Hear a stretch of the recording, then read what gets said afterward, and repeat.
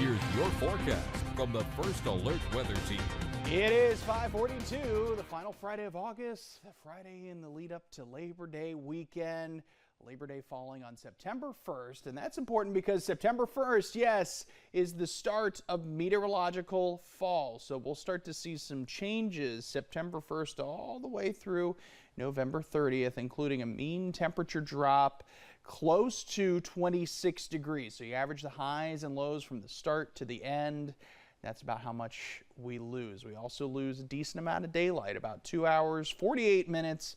And if we're being specific here, 48 seconds here in the Port City. That time change, November 2nd, the early morning hours, November 2nd, we do get an extra hour of sleep. So something to look forward to if you're maybe a little sleep deprived. First frost averages late October, early November. The first freeze averaging mid to late November. Still got a while to go there, although some of these temperatures as of late really have been akin to what we'd experience in early fall. Middle and upper 80s for highs this afternoon. You notice those rain chances rounding down to zero, a tad more toasty inland.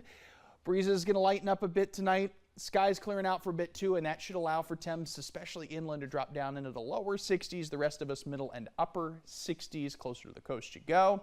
Pretty consistent tomorrow. We'll say mid 80s for most, a stray shower or storm. Those clouds are going to be a little more numerous, I think, compared to this afternoon. So want to prepare you for that. May not be all sunshine, but certainly going to be far from a washout. Let's get you outside with our Easy Pro Express First Alert Skycam, shall we? Temps just about everywhere, at least the station's reporting, in the 60s and lower 70s right along the coast. It's going to be pretty comfortable too. Yeah, we're riding that line between a bit humid and muggy. But overall, those trends going to come down Labor Day proper, and we'll be riding that comfortable line, at least a little more. We know that those temps are going to go up as we head toward the end of next week, and ergo, the dew point's going up, so the humidity going up.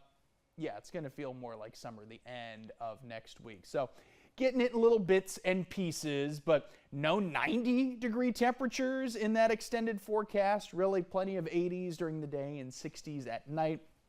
Pretty devoid of showers, those staying off to the south. Clouds also pushing offshore as well. Let's take you forward, shall we? Cloud, future radar modeling.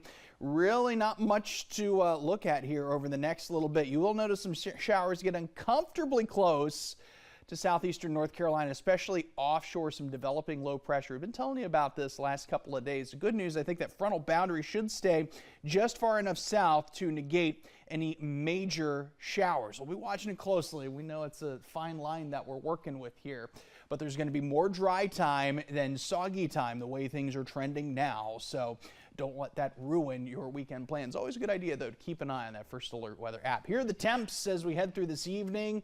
70s turning into 60s. I don't think there will be as many 50s, should any of those actually emerge before tomorrow morning. But plenty of 60s, getting back into the 70s and mid 80s. So should feel pretty comfortable in the afternoons. You do see the cooler trend. Some spots, maybe even along the coast, maybe stuck in the upper 70s as we head toward Labor Day proper. But the low rain chances, I think better rain chances emerging Wednesday night into Thursday with another system coming out of the southwest, and that's going to help bolster those temps.